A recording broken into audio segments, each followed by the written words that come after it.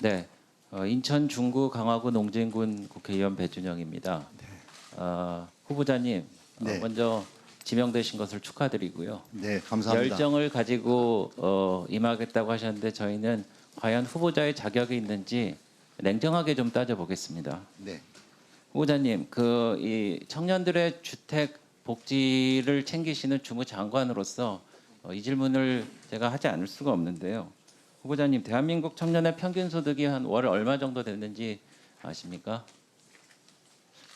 잘 모르겠는데 죄송합니다. 예. 아니 의정생활 예. 오래 하시고 국토에서 오래 전문성을 쌓으셨다는데 그런 거를 모르신다니 조금 실망스러운데 제가 진행하겠습니다. 네, 266만 원입니다.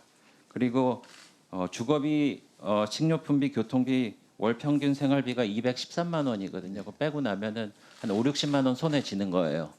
그 돈 갖고 서울에 이제 30평형 전세금 6억 5천만 원을 마련하려면은 한 100년 정도 걸립니다. 네. 그러니까 청년이 대출 없이 서울에서 30평 전셋집을 구하는 게 거의 불가능한 얘기거든요. 네, 그래서 근데 이제 따님 관련해서 이제 전세금 6억 5천만 원이라는 말씀이 나오는데 여기 매경을 보니까 여기 네. 6억 5천만 원 아빠 찬스라는 말이 나오더라고요. 네. 그래서 이제 이게 과연 합당하게 다 세금을 내셨는지 정당한 절차인지는 다른 의원님들이 좀 따져 볼 텐데요. 여기에 이런 한 부동산업계 관계자의 얘기가 나옵니다. 정책도 결국에는 국민의 호응을 얻어야 실효성을 발휘할 수 있다. 장관이 본인 자녀에게는 수억 원대 자금을 전셋값으로 대주면서 서민과 실수요자의 대출을 규제한다고 나선다면 누가 공감할 수 있겠느냐라고 이번에 627 대출 정책에 대해서 얘기를 했는데 그거에 대한 후보자 입장을 좀 듣고 싶습니다. 예. 요즘 청년들이 굉장히 어렵습니다. 그래서 상당히 취업 자체도 어렵고 또 취업해서도 여러 가지 급여라든가 이게 만족스러우지 못한 현실이 있다는 것에 대해서 너무나 잘 알고 있고 또 그렇습니다. 다만 저희 장녀에 대한 전셋값을 저희가 지원한 거에 대해 차용하고 이제 빌려준 거에 대해서도 저는 우리 서민들이 볼 때에는 저는 결국 어떤 국회의원 딸이기 때문에 다른 우리 서민들에 비해서 어떤 일정한 혜택을 보고 있는 게 아니냐라고 하는 질문에는 저는 그렇다라고 말할 수밖에 없을 것 같아요. 그래서 그런 점에 대해서는 좀 겸허한 생각을 하고 있고요.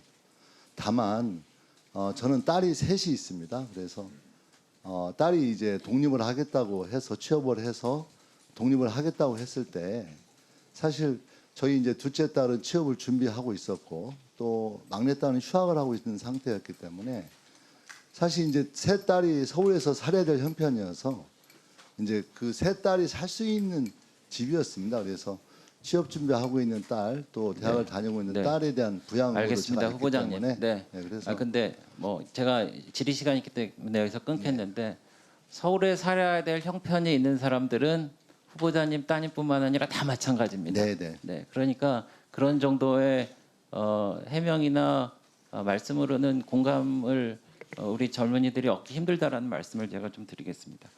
후보자님 스스로 전문성이 있다고 좀 보기에는 어렵다 이런 말씀을 하셨는데 사실 저희가 좀 걱정을 합니다. 왜냐하면은 지난 문재인 정부에도 그때 초대 장관님이 계셨는데 김현미 장관님 계셨는데 네. 사실 그때 27번이나 되는 부동산 정책을 바꾸고 임대차 3법을 밀어붙이고 그래서 서울 아파트 값이 평균 한 6억 원 됐는데 나중에 정권 말기 보니까 10억이나 됐어요. 네. 그래서 이제 젊은이들이 서울에서 집을 사고 이제 이런 꿈을 포기하기 시작을 했고 근데 이제 지금도 좀 걱정입니다. 전문성이 좀 부족하다고 말씀을 하셨고 이상경 차관이 전문성이 있다고는 하지만은 이분이 규제 위주주의자고요.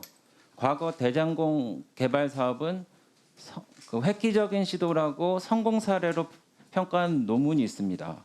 그래서 네. 장관님 대장동 사업이 성공 사례라는 이상경 차관의 말에 동의하십니까?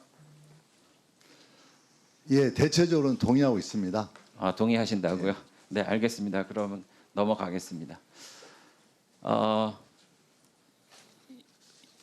문재인 정부를 포함한 그 일반 진보 정권 이른바 진보 정권에서는 규제 강화를 하고 보수 정권에서는 규제 완화를 통해서 이제 부동산 정책을 한 거는 집중했다 잘 알고 계시죠. 근데 이제 제가 이 통계를 보니까 노무현 정부 때는 30.07%가 올랐고요. 그리고 문재인 정부 때는 20.5%가 올랐습니다.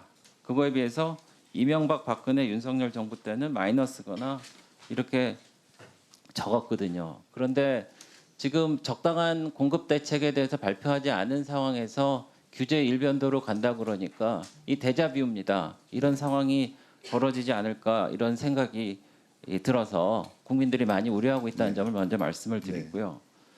다음 그 공급 측면에서 제가 여쭤보겠는데 서울 지역 주택 착공 실적이 작년에 얼마나 된지 아십니까? 프로테이지는 정확히 모르겠는데요. 아니 몇만 호 정도 되는지는 아실 거 아니에요. 실제 수치로는 잘 정확하게. 아니 서울 지역의 그 부동산 대책을 이제 총괄해서 개선하시겠다는데 1년에 서울의 주택이 몇 개 정도 그 공급되는지 알지를 못하세요? 모르시죠? 예, 네, 그럼 지금부터 배우십시오. 네, 2만 6천 호 정도 되고요. 네. 작년 23년도에는 2만 7천 호 정도 됩니다. 제가 시간이 좀 적어서 이어서 질문하겠습니다. 전문성에 좀 문제가 보여져서 제가 다시 한번 질문을 안 드릴 수가